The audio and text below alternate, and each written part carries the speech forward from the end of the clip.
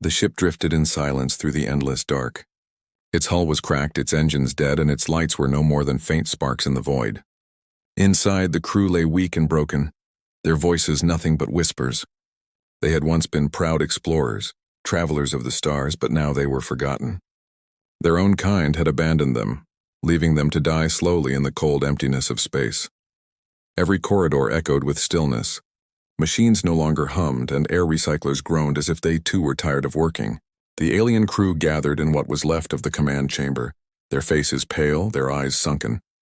They had sent their distress call many times, the signal repeating into the void carried across the black sea of stars. No one answered. Time passed in strange ways in the silence. Hours felt like days, and days felt like years. Hunger ate away at their strength. Thirst dried their mouths. Hope was a memory. Each of them wondered who would be the last to die, who would still be awake to see the final light flicker out. But still the signal played. Again and again a desperate voice carried through space. We are stranded. We are dying. Help us. No reply came. No ship appeared. The stars were cold, distant, and silent. One of the crew, the youngest among them, sat near the broken viewport. His eyes stared at the endless field of stars. No one is coming, he whispered. His voice cracked, more from despair than weakness. They have all left us. We are ghosts already. The commander, old and scarred, did not answer. He had no words left to give. He simply looked down at the faint light of the control panel, watching as the distress call sent itself once more into the endless void. And then, something changed. It was faint at first, so faint they almost missed it. A flicker on the panel. A small pulse that was not their own signal. At first they thought it was a trick of failing systems, a dying machine playing its last cruel joke. But then it came again, stronger this time, clearer, a signal not from their own people, not from any empire they had known. It was different, strange and heavy, a pattern that carried a weight unlike anything they had ever heard before. The crew lifted their heads. For the first time in weeks, their eyes held something close to life. The young one at the viewport pressed closer to the glass, his voice shaking. Something is out there. The commander leaned over the panel, his weak hands trembling as he tried to adjust the receivers. The signal grew louder, filling the chamber with a steady rhythm, a heartbeat in the void. And then a voice. It was deep, firm, and carried with it a power that made their chests tighten. They could not understand all the words, but the meaning was clear. We hear you. For a moment, no one moved. They sat frozen in silence, unsure if they were dreaming. The young one gasped, tears running down his hollow cheeks. Someone answered. The commander swallowed hard, his throat dry. No, he said softly. Not someone. Something different. Outside the viewport, the stars shifted. At first it looked like a shadow gliding across the void. Then the shadow grew larger, sharper, until they saw it clearly. A vessel. Huge, powerful, cutting through the blackness with steady grace. Its edges glowed with the heat of its engines, and its surface was scarred with the marks of many battles. It was not like their own ships. It was stronger, rougher, built not for beauty but for survival. The alien crew could only stare as the massive ship drew closer, dwarfing their broken vessel like a predator looming over dying prey. Fear mixed with hope in their hearts. Who were these beings? Were they saviors or hunters come to finish what others had started? The commander's voice was low, but it carried through the chamber. That is no ship of our kind. That is something else. Something I have only heard whispers of. The young one turned to him, eyes wide. What is it? The commander stared at the dark shape filling the stars, his old voice heavy with awe and warning. Humans. The word hung in the chamber like thunder. The younger crew looked confused, uncertain. They had heard tales, yes, but never believed them. Stories told in secret. Stories of a species that fought when others fled. A species that did not surrender even when the galaxy turned against them. The ship outside moved with purpose. Lights flickered across its hull, and the faint shape of weapons could be seen though they were silent. The human vessel did not fire. It only moved closer, steady, unstoppable. The alien crew felt a chill crawl up their spines. Hope was dangerous. Hope could kill faster than hunger. And yet, they could not look away. The distress panel lit up again, and this time the voice was clearer. Stay where you are. We are coming. The crew broke into whispers, voices shaking. Could it be real?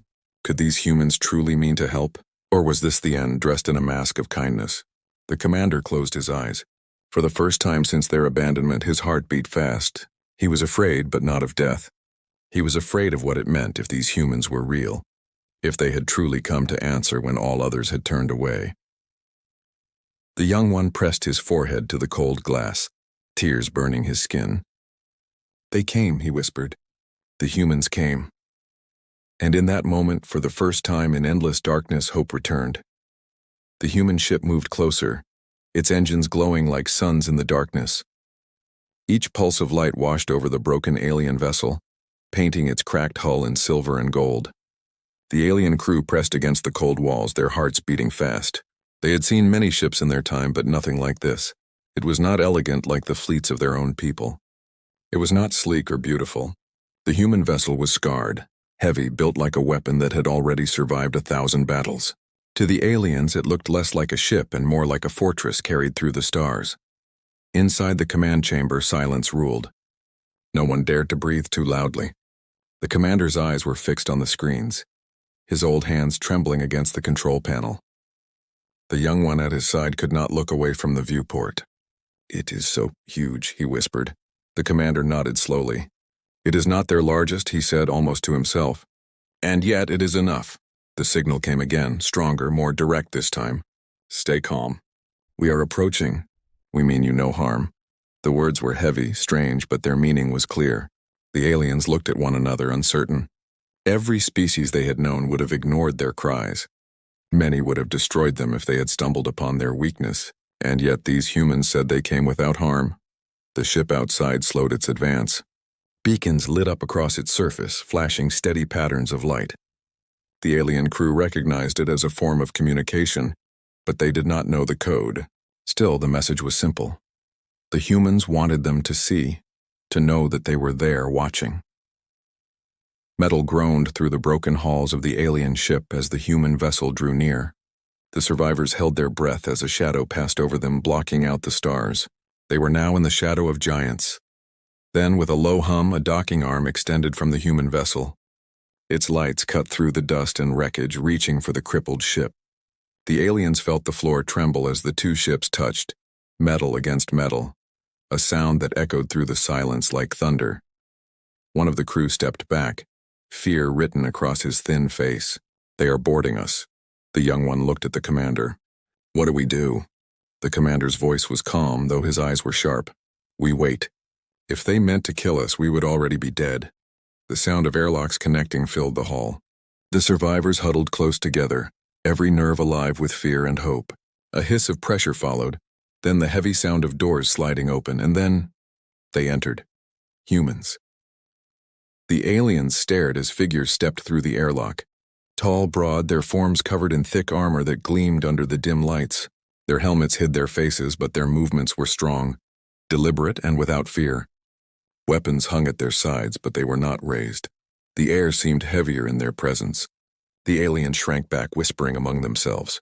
They had heard stories, but no story could have captured the reality. These were not weak creatures. These were not scavengers or cowards. These were beings who walked into the void as if it were their home. The leader of the humans stepped forward, raising one hand slowly, palm open. The gesture was simple, but its meaning was clear: peace. His voice came through a translator, deep and steady. "You are safe now. We will help you." The alien crew could not believe it. Their eyes widened, their breaths caught in their throats. The young one's knees buckled, and he nearly fell, whispering, "They mean it." The commander forced himself to stand tall, though his body trembled with exhaustion. He looked into the dark visor of the human leader's helmet. For a long moment, neither spoke. The silence stretched between them, filled only by the quiet hum of the docking arm. Finally, the commander spoke, his voice cracked and dry. "Why?" he asked. His words shook the air. "Why would you help us? We are nothing to you. We are forgotten." The human leader tilted his head slightly. When he answered, his voice carried no hesitation. "Because no one should die alone in the void." The words struck the chamber like a shockwave. The aliens gasped. Some began to weep.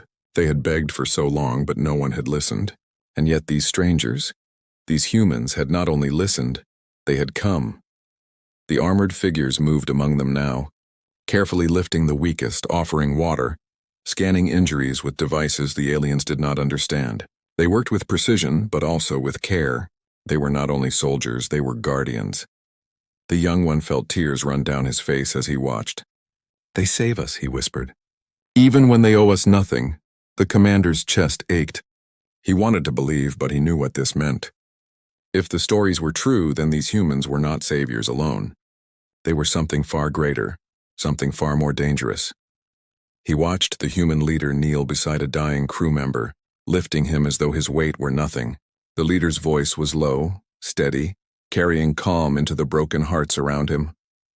The commander whispered to himself, so quiet no one else could hear.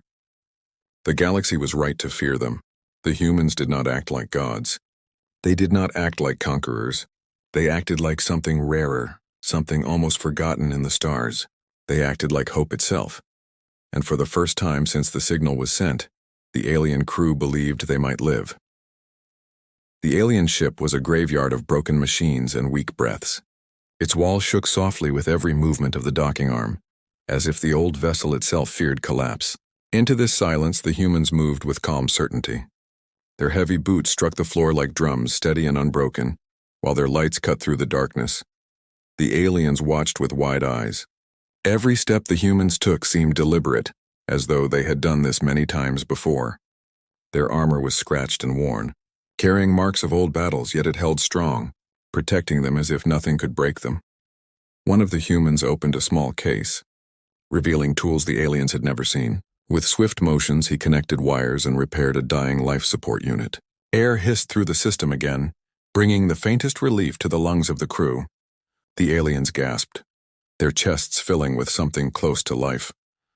Another human moved to a wounded alien who lay barely conscious on the floor. The alien's skin was pale, his breath shallow. The human knelt, pulling out a container of clear liquid.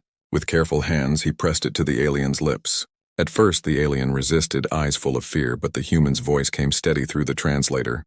"Drink. You will live." The alien obeyed. The water burned like fire in his dry throat, but soon he was weeping, clutching the container as if it were treasure. The young one stood frozen, staring at the humans. They did not move with arrogance.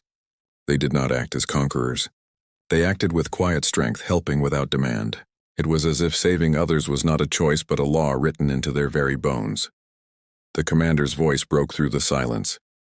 "You came to save us," he said slowly, his tone rough with disbelief. "Even when no one else would. Even when we are not your kind." The human leader turned toward him. His visor still hid his face, but his voice was clear. "You called for help. That is enough." The commander's throat tightened. No empire he knew, no nation of the stars had ever spoken such words. The humans continued their work. They carried the weakest in their arms as if their weight was nothing. They shared food, small packets of dense rations that filled the stomach more than any feast could. To the starving aliens, it tasted like life itself. Some wept as they ate, unable to believe that strangers would give so freely. Yet the humans were not only gentle, their movements carried discipline. Their eyes, though hidden, seemed sharp, always watching, always aware of danger. When one corridor threatened to collapse, the humans moved quickly, bracing the beams with portable supports. When sparks burst from a failing circuit, one human shielded an alien with his armored body, ignoring the burns to his own suit. The aliens whispered to one another in awe. "They are not afraid," one said. "They walk through death as if it were nothing." The young one clung to the commander's arm, his voice trembling. "Why do they risk themselves? Why do they care if we live?" The commander had no answer. His chest felt heavy. He remembered the stories whispered in dark corners. Tales of humanity's endless defiance, their refusal to abandon even when the stars themselves turned against them.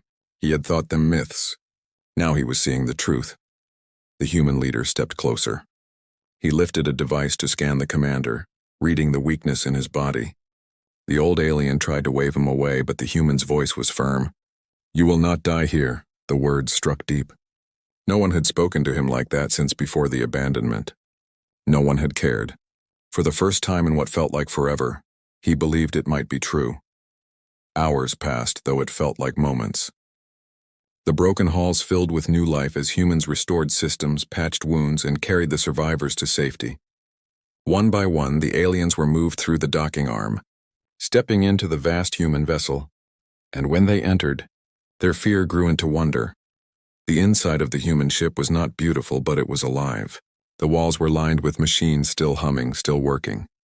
The corridors carried the marks of battles long past, but every scar spoke of survival, not defeat. The aliens saw other humans moving quickly, efficiently offering blankets, water, and words of calm. To the dying, the ship felt like a fortress of light in an ocean of shadows. The young one stopped in the corridor, his voice soft as he looked around. "This is what hope looks like." The commander followed slowly behind, leaning on the arm of a human soldier who carried him with ease. His old eyes studied every detail. These humans had little. Their ship was battered, their supplies not endless, and yet they gave without hesitation. The thought chilled him more than the void ever could. He now understood why the galaxy spoke of them with fear. For what kind of species could endure so much suffering, so much loss, and still reach out to save others? The human leader walked beside them, silent but strong, guiding them deeper into the ship. His presence was steady, a weight that grounded the moment. At last the commander spoke, his voice trembling but filled with truth. "You are not like the others. You are not like anyone." The human paused, then gave a simple reply. "We are human." The words echoed in the commander's mind. Simple words, but heavy with meaning. And as the doors closed behind them, sealing away the broken ship they had once called home, the survivors realized they had stepped not just into safety, but into something greater. They had stepped into the story of a people who refused to let the void take anyone. The survivors were guided deeper into the human vessel. The corridors stretched long, lit with pale lights that flickered softly against the steel walls. Everywhere they looked, they saw marks of struggle, scars etched into the ship itself. Panels bore the black stains of fire, floors were dented from impacts, and bulkheads carried the signs of patchwork repairs. This ship had lived through battles no other vessel would have survived. The aliens moved quietly, their voices hushed as if afraid to break the silence. To them, every scratch told a story, yet the humans walked these halls as if such scars were ordinary, as if survival through destruction was the most natural thing in the universe. The young one pressed closer to the commander, his eyes wide. "Look," he whispered, pointing at a wall where strange symbols were scratched into the metal. Dozens of names etched by human hands lined the steel surface. Some names were crossed with marks as if to honor the fallen. The commander's chest tightened. These were not just repairs. The ship was a memory. It carried its dead along with its living. At last they entered a large chamber. Machines hummed, monitors glowed, and humans moved with precise steps, repairing equipment, tending to their guests, speaking in calm, steady tones. Though their faces were tired, their eyes burned with a fire the aliens could not look away from. The human leader removed his helmet at last. His face was weathered, lined with the weight of countless battles, yet his gaze was sharp and unbroken. He looked at the aliens not as strangers, but as lives worth saving. The commander forced himself to stand, though weakness shook his legs. He met the leader's eyes and asked the question that haunted them all. "Why do you do this? Why risk yourselves for us when even our own people left us to die?" The leader was quiet for a moment. His jaw tightened as though he carried the weight of an entire world on his shoulders. When he spoke, his voice was low, steady, and filled with truth. "Because we know what it is to be abandoned, and we know what it means to be saved." The aliens froze. Their minds turned over his words. Humans had suffered this? They too had been cast aside, left to the void. The young one frowned. "But your ship, it is powerful. You look like conquerors, not the abandoned." The leader shook his head slowly. He gestured around at the scarred walls, the patched floors. "This is not power without cost. This ship is the last of a fleet that once carried many. We fought, we bled. We lost more than I can count. Yet we remain." His eyes grew darker, but his voice did not waver. "We survive because that is what we do, and when we hear a call for help, we answer. Always." The words settled over the survivors like a heavy cloak. They could feel the truth in every syllable. The humans were not simply saviors. They were something the galaxy had long forgotten. Beings who endured suffering and still chose to fight for others. One of the humans approached, carrying a tray of food. He placed it gently before the aliens. The portions were small, But the aliens could see that the humans had given away their own rations. Hunger twisted their stomachs, yet their eyes filled with disbelief. No other species would have done this. The commander studied the leader. You give even when you have little. You save even when you are broken. Why? The leader's gaze did not falter. Because if we let the void take you, then we forget who we are. The chamber grew silent. The aliens lowered their eyes, ashamed. Their own people had abandoned them without thought. Yet these humans, strangers bound by nothing but a distress call, had chosen to bear the weight of saving them. The young one felt tears gather again. He looked around at the humans, scarred, tired, carrying the memories of the dead, and he saw something more powerful than weapons or ships. He saw Will. "Commander," he whispered, his voice breaking. "The stories were true. The humans, they are different." The commander did not answer. His old heart pounded with both fear and respect. He understood now why the galaxy spoke their name with caution. It was not only their strength in battle. It was not only their weapons. It was this refusal to let the void win even when it had already taken so much from them. He looked back at the human leader, who stood tall, calm, unshaken. The commander's voice was soft, almost reverent. "The galaxy fears you. I see now it has reason. For if you rise when others fall, if you save when others abandon, then nothing will stop you." The human leader did not smile. His voice carried only quiet resolve. "We do not seek to be feared. But if fear is the price of standing, so be it."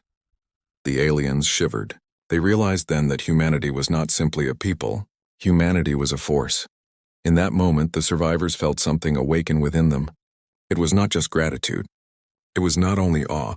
It was the first flicker of belief that in the endless dark, where hope had long died, there might exist a fire that would never go out, and that fire was human.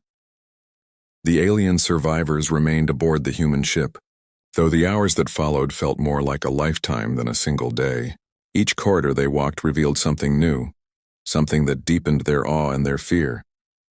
The humans lived among hardship. Their bunks were narrow, their supplies scarce, and their ship bore the weight of endless battle. Yet there was no despair here. Every man and woman moved with purpose, every hand ready to build, repair, or fight if needed.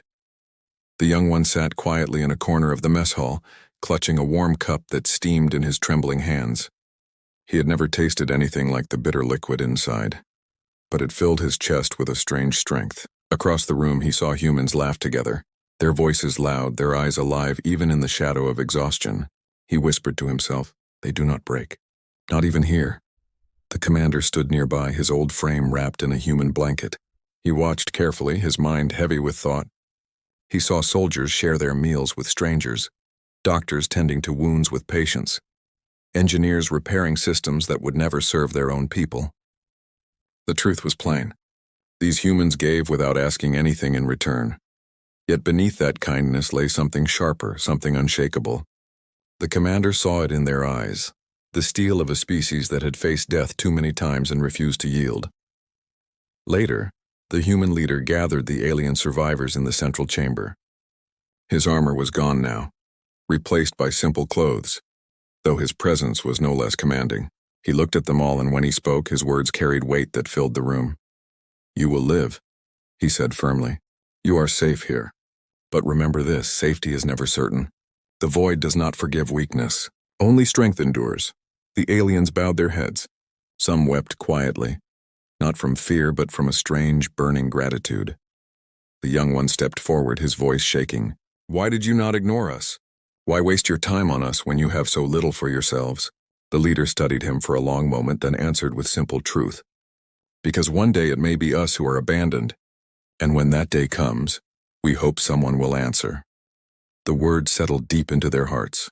The survivors realized that humanity did not help them because of power or pride. They helped because they knew the cost of silence. They knew the pain of being left to die, and because of that, they refused to let others suffer the same fate. That night, as the ship drifted through the stars, the young one walked to the viewport. The stars spread out before him, endless and cold, yet they no longer felt like prison walls.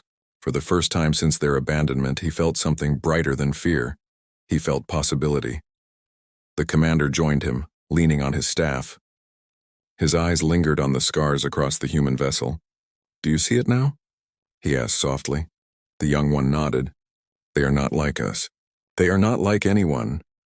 The commander's voice lowered to a whisper. That is why the galaxy fears them.